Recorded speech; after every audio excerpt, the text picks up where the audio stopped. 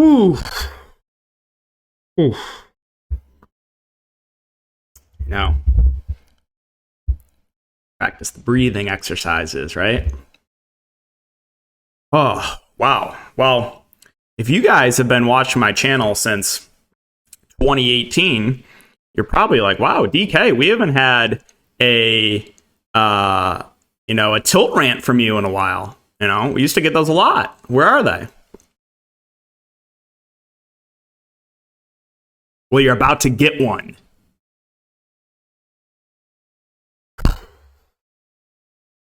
Man. DFS. I love it.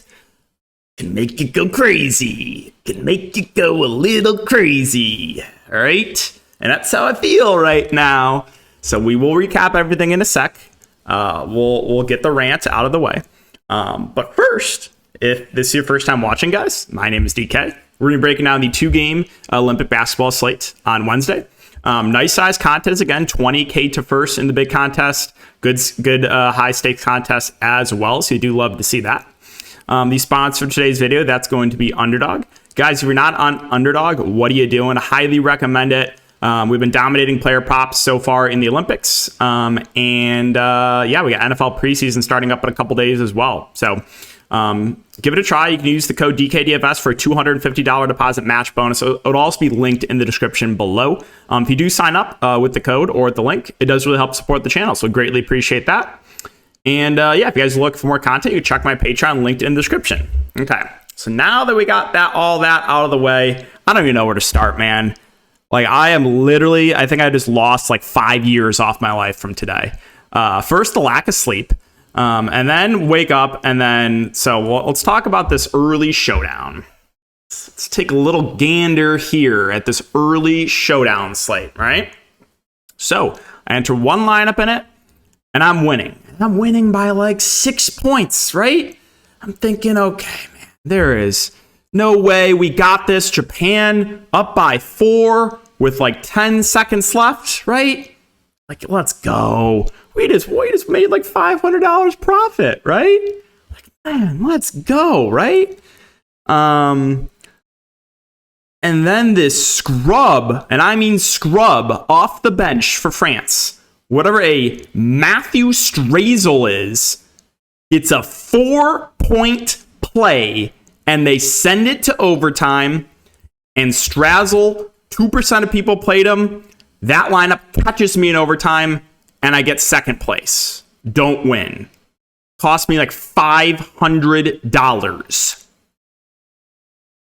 I'm not even going to mention the fact that Rui Hashimura got ejected at the beginning of the fourth quarter. No, we're not going to talk about that yet. No way. Ejection for Rui to bail out the fish faders? No. We're going to cover that in a sec, right?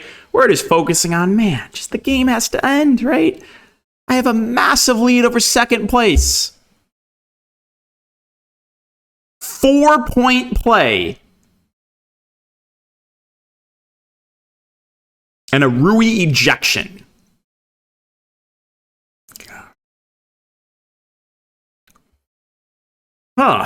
Okay. All right. So I'm thinking, all right, man. Now you can't get any more unlucky than that, right? And I'm looking at my lineup, and I'm looking at the first couple games, and I'm like, okay, you know what? I'm in pretty good shape here to still win a lot of money. Sure, the Rui, fish faders getting bailed out with a random ejection. Yeah, that's pretty painful. But we had Kawamura. Yuta was a little bit disappointing, but he was massive chalk. So we had a decent start, right? And a lot of guys going in this late game, right? I had Yabusele as well. So Yabusele and Dos Santos were my 2 preferred value plays. It was looking great, right? And then I look at ownership on the main slate, right? I'm like, wow. Bruno Caboclo, 20% in low stakes. He was way higher owned in high stakes. If you take a look at the sharp players, they all jammed Bruno Caboclo, right? And also, one other thing to note, I don't know if you guys saw, Cristiano Felicio was 30% owned on the slate. Did people just expect Caboclo and Diaz to both get in massive foul trouble again? Right? Did they expect that? So I'm thinking, okay, man, you know what? We lost $500 on a BS 4-point play from some France scrub to send it to overtime. But you know what? I still have a chance. I still have a chance in the main slate. You know, we're looking good. We got Schroeder. We got a lot of the Brazil guys. Luis Diaz was someone I like for value. We had Dos Santos. So I'm thinking, yeah, man, you know what? We're still okay. And then again, I look at the Bruno ownership. Way underowned. Again, for Bruno.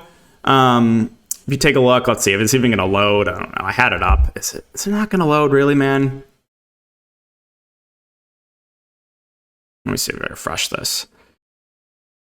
But yeah, just like looking at Bruno last couple of years for Brazil, consistently averaging like 18 points, 8 rebounds a game, and like a couple assists. So like clearly, right, last game was a massive outlier where he got in massive foul trouble. And again, sharp players went right back to Bruno Caboclo, as did I. What happened again? Massive foul trouble again, and he fouls out in 13 minutes to prevent a takedown.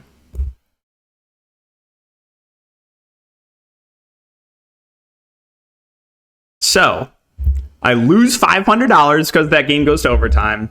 And then, like, what was the first place lineup? I'm just curious in high stakes. So, first place lineup did not have Rui Hachimura and did not have Bruno Caboclo. I'm sitting there 12 points back with both. Rui got ejected early in the fourth. Bruno Caboclo played 13 minutes and fouled out. This is what I'm talking about, man, with DFS, right? It is just an incredibly tilting game sometimes. Incredibly tilting. Now, sure, did I still make, $500 on the main slate? Yeah. But it should have been a lot more. Like, I think if Rui didn't get ejected and Caboclo didn't foul out in 13 minutes, I had a good chance to win. I had a very good chance to win.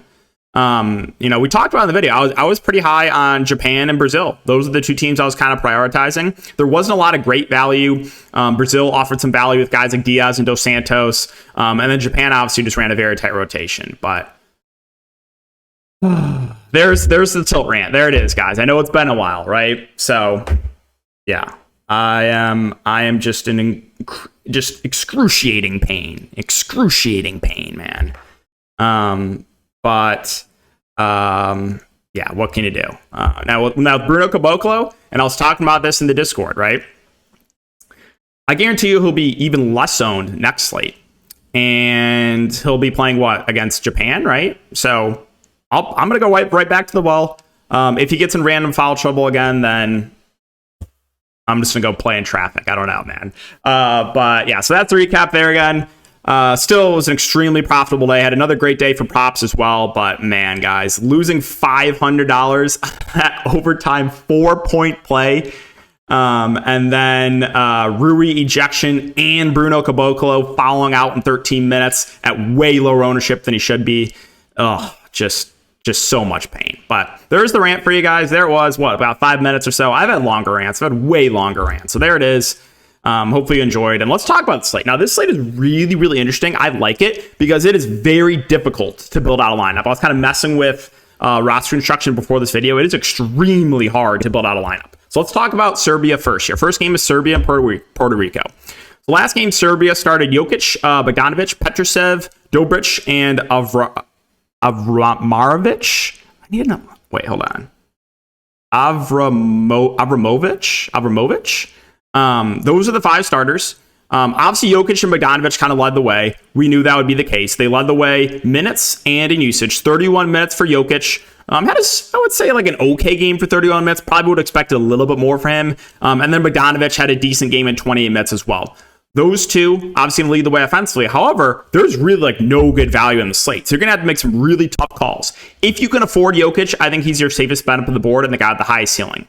If you can afford him. But it is pretty tough to get to like 2 spend ups on this slate. So you're going to have to make legs in some really, really tough calls.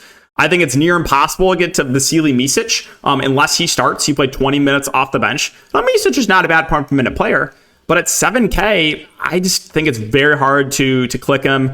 Petrushev is 6.3K, played 21 minutes. Feels a little bit pricey, right? Nikola Jovic is 6.2K, so he's been a little bit banged up, right? He played in their final exhibition game, then he played in 14 minutes against the USA, shot 1 of 6. Jovic is not a bad point per minute player, but if he continues to come off the bench and be limited, again, it's a risky play. Dobric started, played 18 minutes, not ideal, but is sub 6K, so at least in consideration. Avramovic started, played 20 minutes, not the best point per minute player, but again, 5.6K, and there's literally like no good value on the slate. Marinkovic, 4.8K, came off the bench, played 20 minutes. Guduric played 13 minutes. Like, you can put this like group of like guards / wings in a pool with like Avramovic, Marinkovic, Guduric, Dobric, right? Those guys all look pretty similar to me. I will say I think one of the better values is probably Nikola Milutinov. He was the starting center for Serbia in the World Cup. Obviously now they have Jokic, so he's backing up Jokic. I will say though, he did play a little bit alongside Jokic, which is good to see, right? Because it was 31 minutes for Jokic and 15 minutes for Milutinov. So what that means, they played 6 minutes alongside each other, right? Hopefully I'm doing the math right there. But yeah, Milutinov is a decent point per minute player. And as I've talked about, there's literally no value. So he's definitely in consideration. I expect him to be relatively popular tomorrow just because of that lack of value. Okay, so talking about Puerto Rico. So Puerto Rico, they started Alvarado, Waters, Condit, Pinheiro, and Isaac Romero. Now, Waters and Alvarado led the way, minutes and usage, and that's not a surprise. We expected that, right? Jose Alvarado also got a little bit banged up, played 32 minutes, 40 fancy points.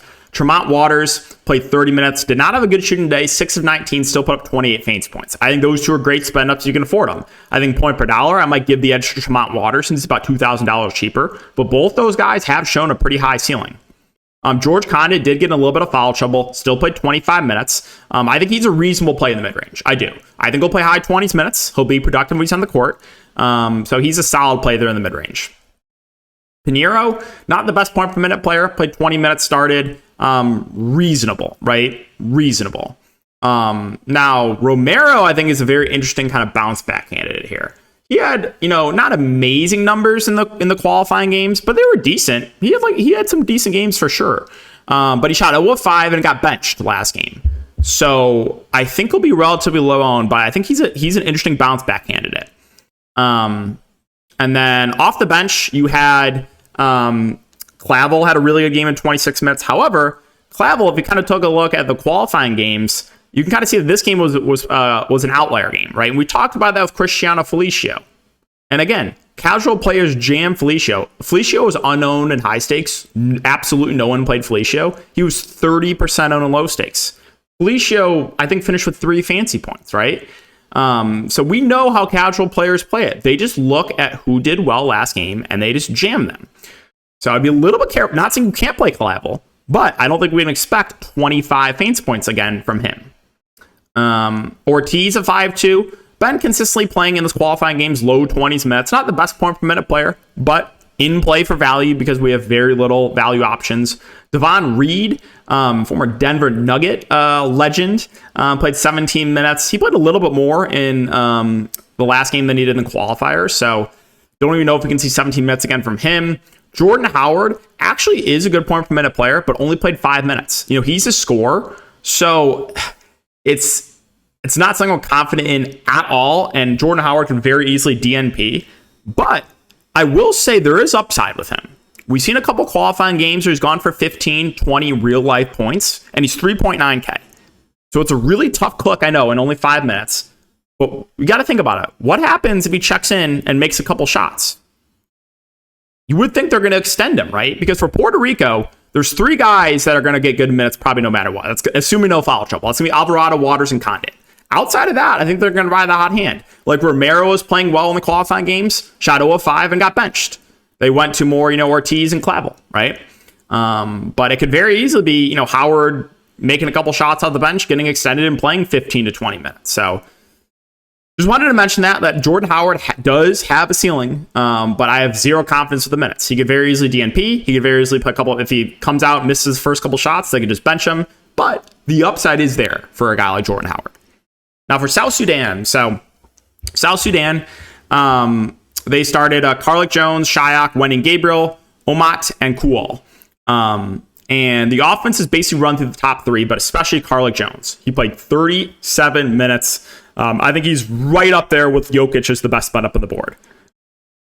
Again, though, well, let me just show you guys this, right? And it's really hard. Click Carlick Jones. Click Nikola Jokic. 4.8K remaining. There's what? A few value plays sub 5K that are decent? Maybe. So it's pretty hard to get to 2 spend ups on this slate. Yeah, Carlick Jones obviously has a massive ceiling. Now, Shayak, I think, will be a bit underowned. Only played 23 minutes, right?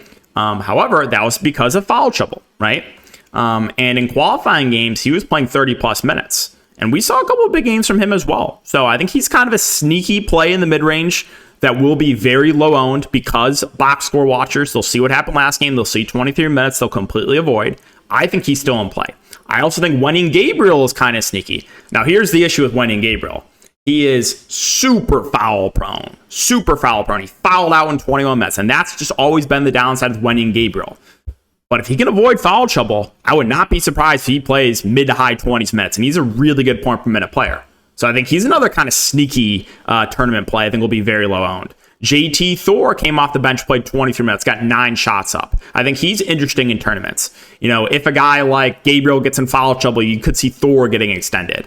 And those other 2 starters, Omat and Kual, I think are solid plays. Omat surprisingly got 15 shots up and had a pretty good game. I think it'll be pretty popular. I would say that was kind of an outlier game from him. But still solid option in the mid-range. And then Kual also had a decent game in 21 minutes. I think these two guys are going to soak up a lot of ownership. I don't think they're bad plays, but I will say I think they're going to be a bit over-owned because of what happened last game, right? Bulbul's not with the team. Another guy that kind of had a bit of an outlier performance, even though I think he's still in play, is Peter Jock, right? 22 minutes off the bench, had a solid game. In qualifying games, he wasn't really close to putting up this level of production. So, viable in tournaments, but now no real confidence in his minutes. Jang at 4.5K played 15 minutes, playable. And that's really it. These guys only put a couple minutes. So I don't think we can even consider them. And then finally got the USA, who, there's no value for the USA because everyone's priced up. So, how are you going to build a lineup tomorrow? It's very, very hard. LeBron James is 10K. Now, he had a massive outlier game that last game. It put me on full tilt mode. I had LeBron unders in a couple of slips, and obviously neither hit. So that did tilt me a good amount. Now, LeBron James, historically, throughout the Olympics, right? You can take a look at his historical numbers. And I tweeted it out here. Let me, I can bring it up. Because I took his under 29.5 PRA yesterday. So I'm ready to get punished for that. But where is it? Here. Okay. So I took it on Underdog. I also straight bet it. But these are LeBron James' historical numbers in international play.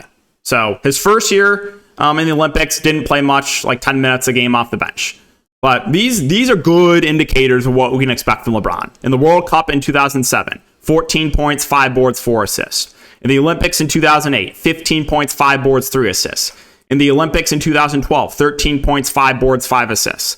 In the preparation games, 14 points, 4 boards, 3 assists. So this 21.9 assists, 7 rebound game, I would say is pretty clearly an outlier game from LeBron James, right? Another thing to note, USA over 30-point favorites. So there's a good chance that if the US are up big, as they should be, in the fourth quarter, that LeBron does not come back in. So I personally prefer other spin ups in slate. Give me Nikola Jokic over LeBron all day long. Give me Carlick Jones over LeBron James all day long. I will definitely take Alvarado, even probably Tremont Waters over LeBron. If LeBron comes out and puts up another huge game, then so be it. I'll lose.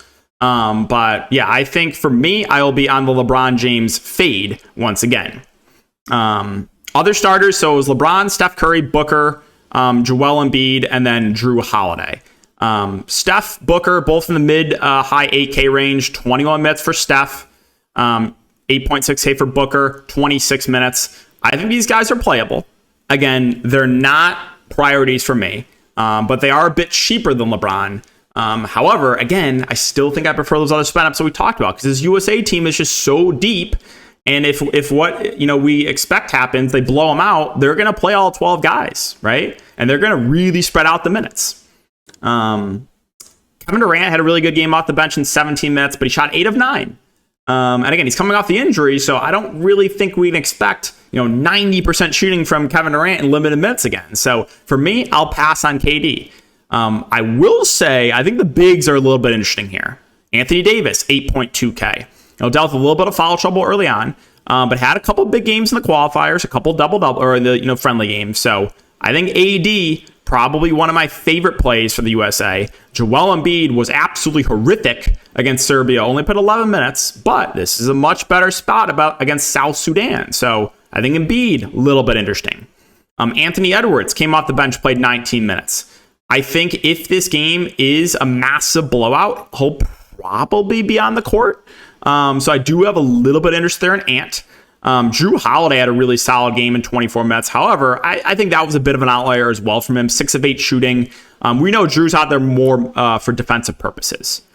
They also played a little bit of Bam Adebayo. He played 20 minutes. And Derek White at 6.5K played 16 minutes. Now, Steve Kerr did say that Tatum's going to play in this game. Right? He did not play last game. But so what was the quote exactly? Making some difficult rotation decisions. Jason will play Wednesday. Kerr said, I'm not going to answer your next question, which is if he plays, who doesn't? We're going to need him. Okay. Kerr said, Kerr used 3 different centers. Okay. And it sounds like the rotation will be, yeah. So here's the tricky part. Who gets booted from their rotation, right? Do they maybe boot one of the centers? Does Bam get booted from their rotation? Do they boot a guy like Derek White? Halliburton was also a DNP. But there's a chance that he could play in this game. Now, I will say, again, if this game is like a 30-point blowout in the fourth quarter, you should see all 12 guys play for sure. But let's just talk about if the game is competitive, then I think they're probably only going to play 10 guys. So I can't tell you who they're going to boot from the rotation. But Tatum is expected to play. I can't tell you how much. He didn't really have great numbers in the qualifiers or in the friendly game, so not a ton of interest, but he is expected to play. So, all right, guys, that's going to do it for the video. Appreciate you guys for putting up with the little rant there. This is going to be a tough slate, but I think that when it's really hard to build out a lineup, these are, slates I prefer because I think sharp players do better on slates where it is very hard to build a lineup that you like. I personally don't like slates where you have like 2 or 3 free squares and everyone has those guys. Like, that's not fun. I like it when it's like extremely hard to build out a lineup like it is for tomorrow. But yeah, again, if you guys look for more content, you can always check out my Patreon link down below. I've had a great Olympics so far. But yeah, if you do enjoy, make sure to like, subscribe, hit the notification bell, and I'll see you guys all